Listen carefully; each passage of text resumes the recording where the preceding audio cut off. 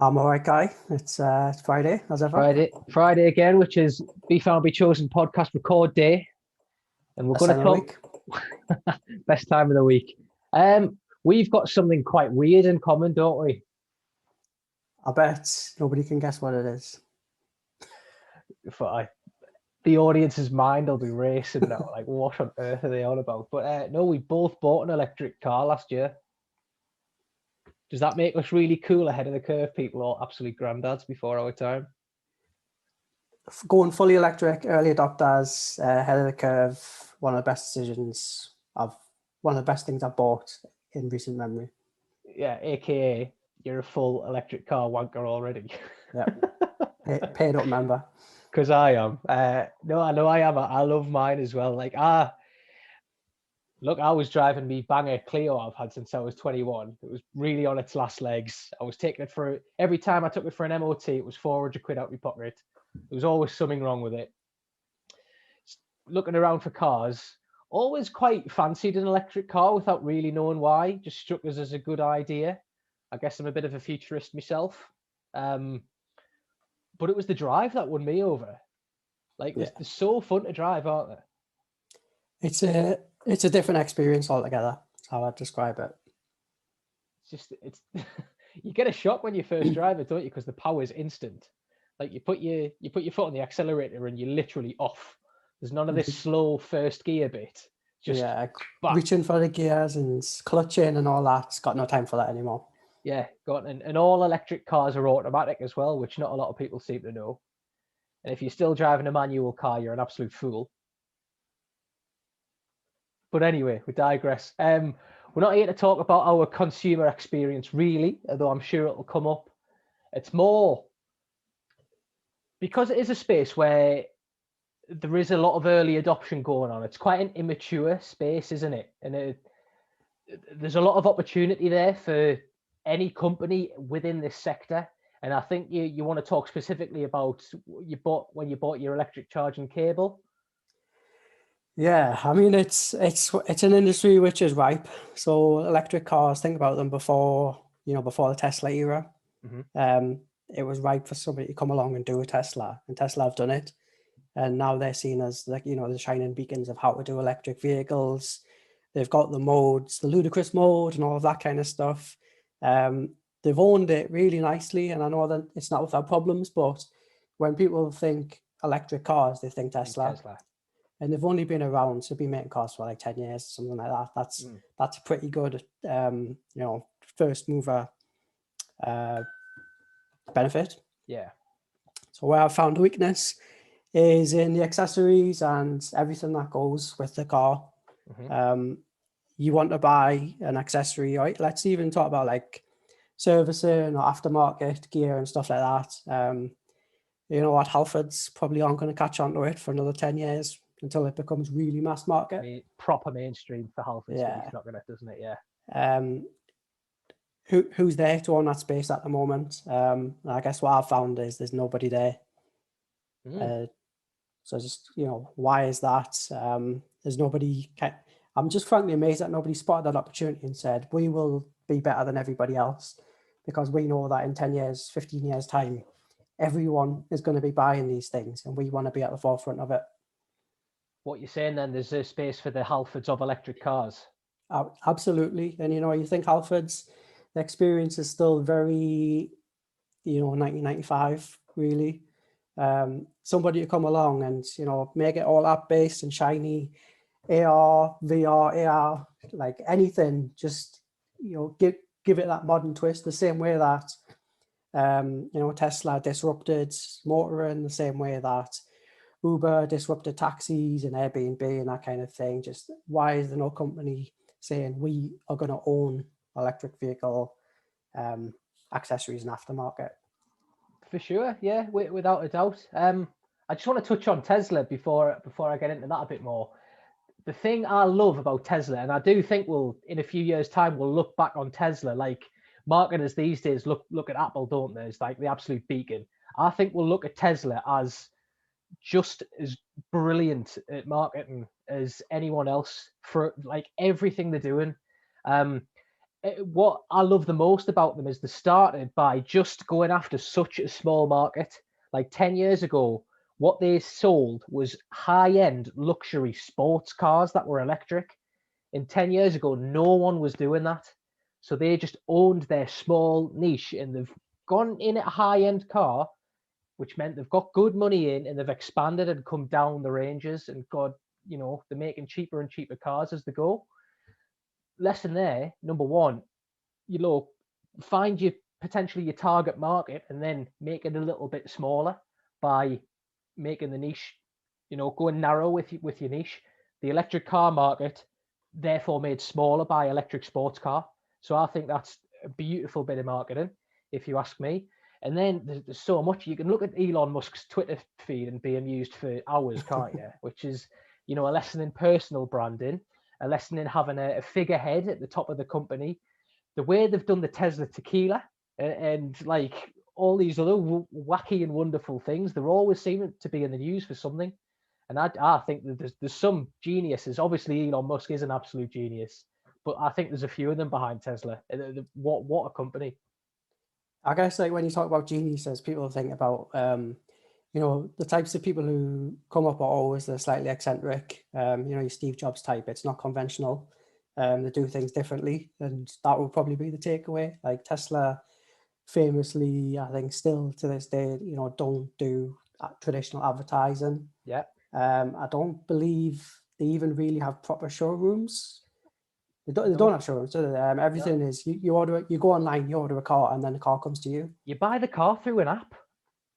It's amazing. Like Tesla own 100% of the distribution of their product, which is unbelievable when you think about it. The way Amazon's grown is by owning the distribution, and they distribute other people's products. Tesla have said, no, fuck that. We own our distribution. We're not going to sell our cars to third-party dealerships. If you want a Tesla, you come to Tesla. And that in itself is a lesson. Like own your own distribution, because it just gives you so much more power. What I love about it is it's who that benefits the most probably is the customer. Mm-hmm. We're both big fans of direct to customer. Yeah, we've talked a couple of times about how I've bought a car recently and almost like bypassed the dealership. Mm-hmm. If I had the opportunity to bypass the dealership every time, I would. How much are those guys, sales guys, skimming off in commission for not really doing very much, not really doing much at all? It is an outdated model. They can try and give you a drink when you get there and make you feel a bit special, and maybe there's a market for that in your kind of Rolls Royce purchase and where you're spending a lot of money. But for me, if I'm buying a Ford Fiesta, even a brand new one, spending 10, 12 grand, let's just buy it online. You don't want a dirty salesman in the middle getting commission, man. Why? Yeah, I'm not interested in that. Oh God. Right. So what problem did you have with your cable specifically? And then I guess if we can get into what the opportunity is around search engine marketing as well, that would be good. Yeah. So I guess yourself, you had a fairly typical setup. Car parked at the front outside the house. You can plug in. You can plug in very easily. My situation is a little bit different. So I've got a longer distance between where my car sits and where my charger sits. So I need a really long cable, 15 meters, which is a bit of a chore, but that's what it is. I probably don't represent, most EV customers in that regard. But where this podcast stemmed from is the process of finding and purchasing that cable has been so difficult, like unbelievably difficult. I find myself, I would regard myself as pretty savvy when it comes to researching and buying something online, believe it or not. But I've really struggled with this, and it was just an overly difficult situation, which is, where why has nobody done this better conversation come from. Yeah, definitely.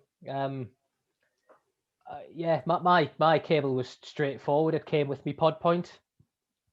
Dead easy. I was charging with me 3-point plug at first, and I don't think that's necessarily ideal for your house and what have you. But yeah, mine. To be fair, mate, I just rolled away the punches, and suddenly I've got an electric car charging point at the end of my house. But you found it a lot more difficult. something I found difficult as well, actually, and this is a funny other quirk of the opportunity that there could be. My missus has got a 2012 Fiat 500, and it's been obviously locked down and what have you. It's been sat on the drive for months. Went to try and start it the other day, wouldn't start, obviously. Now, I was Googling, can you jumpstart a petrol car with an From an electric electric car? car. And I was like, doesn't feel like you can. I don't know why. I still don't know why. We ended up bringing my dad and asking him to jumpstart it. But like, even though I was doing that Google search about an electric car and like a specific problem to do with electric cars more broadly, not necessarily buying the thing itself, but the accessories and the activity of owning one, there's no one owning that niche. If there was someone out there producing all the content, like, here's your electric EV cable buying guide, can you jumpstart a normal car with an electric car? And just, there must be so many keywords in that realm. Like, if a website came up and just provided excellent answers to all these, there's a real business opportunity there, isn't there? Yeah, so it's an education thing, first and foremost. People still don't understand, the range anxiety to do with electric vehicles. There's another one, yeah.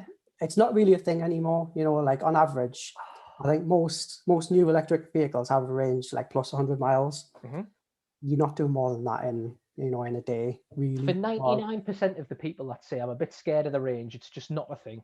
It's absolutely not a thing. You if you owned an electric car, you'd actually be happier that you never have to go to the petrol station and fill up with petrol when it's winter and it's cold and it's expensive and it's just shit, really. So it's just loads better to have an electric car. But information-wise, whether this comes from the government or some kind of trade body association to do with electric vehicles or something like that, like an official word on it even. I know when it comes to, like touching the electrics or messing with the electrics, it's pretty much a no-go. So in terms of like jumping off an electric car, I just would not even take the risk. Yeah. Maybe it's just like such a common, okay thing to do, but, without having that, for me in the purchasing process, well, it was the confidence. So when you're dealing, in pretty much an entirely new category that I've never dealt with before, you need that confidence instilled from where you're getting information or where you're buying from. And that's the point for me that was sorely missing. It's a trust thing, isn't it? Yeah. We talk about trust all the time with our clients, and it's not just about electric cars, it's with any business at all. If you can make your customers feel safe, informed, educated, make them feel like they know what they're doing. There might be a hell of a lot of people out there kind of fancy an electric car, but don't know enough about it. And you've got to capitalize on those moments of intent where people feel like, do you know what? I'm just going to have a little Google about what it's like to own an electric car and to think about it, and I'm going to learn. There's just such a big gap there, and that's the way the world's going. Is it 2035 they're going to stop producing petrol cars, something like that? 2030. 2030. Yeah. So that's the way the world's going. More and more people are going to come into the electric car world. If we think of the early adopter to laggards curve, as marketers like to talk about, now you're getting hold of the early adopters.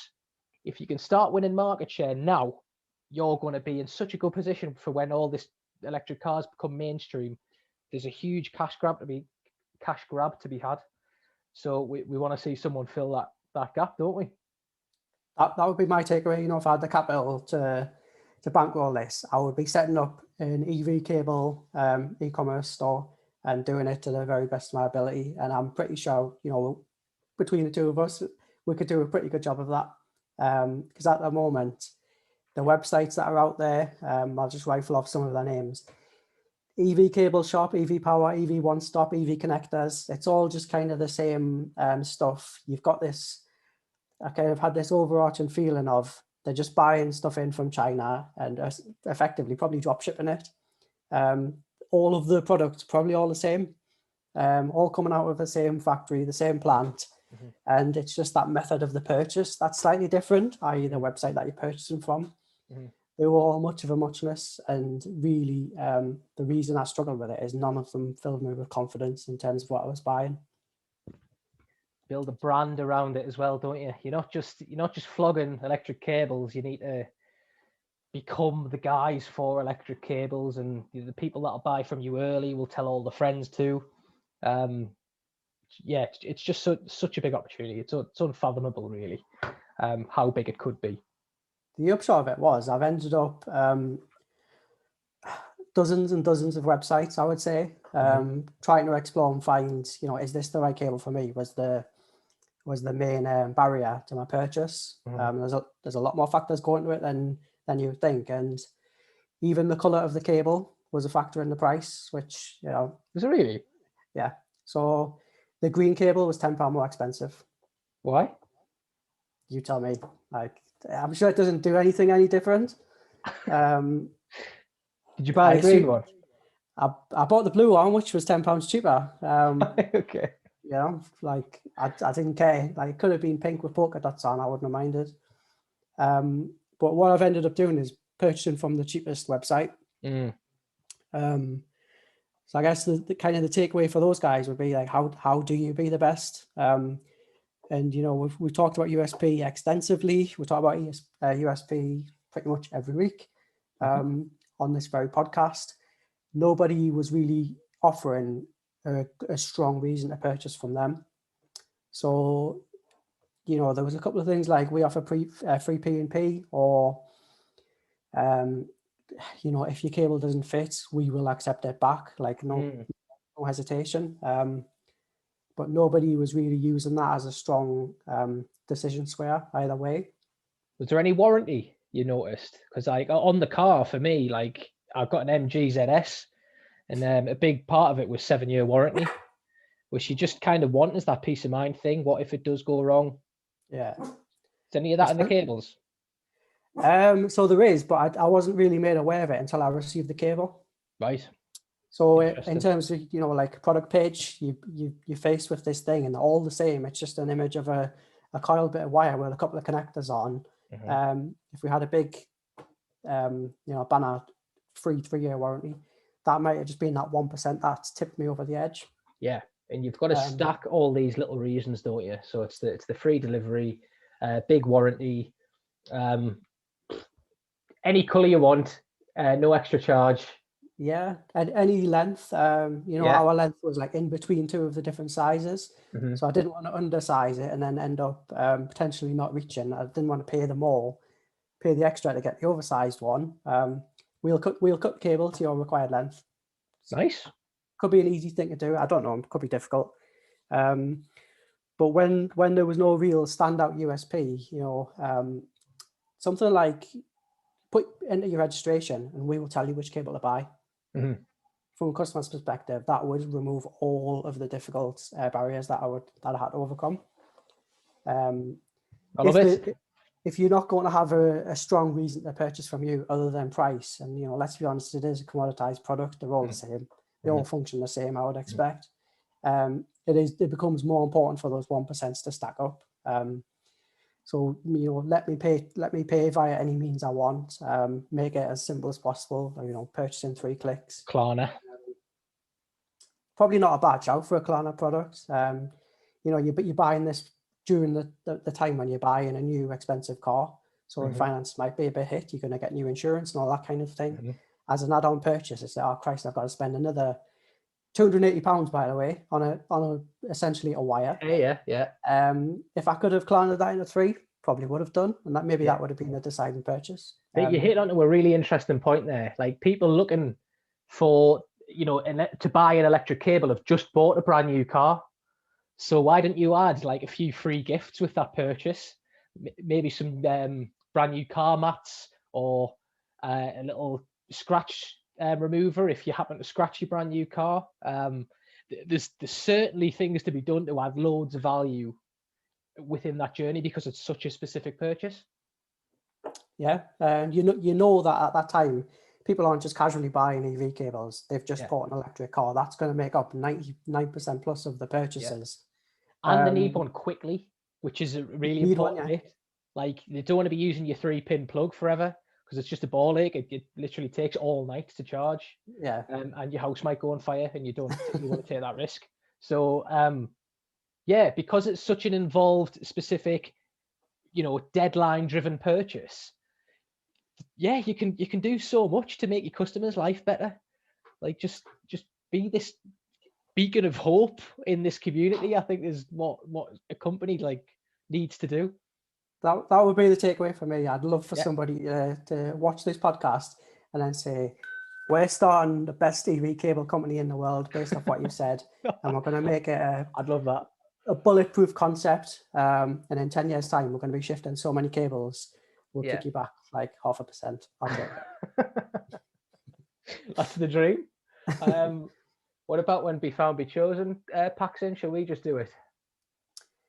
I can't imagine it's that difficult. That's my real problem with it. Right.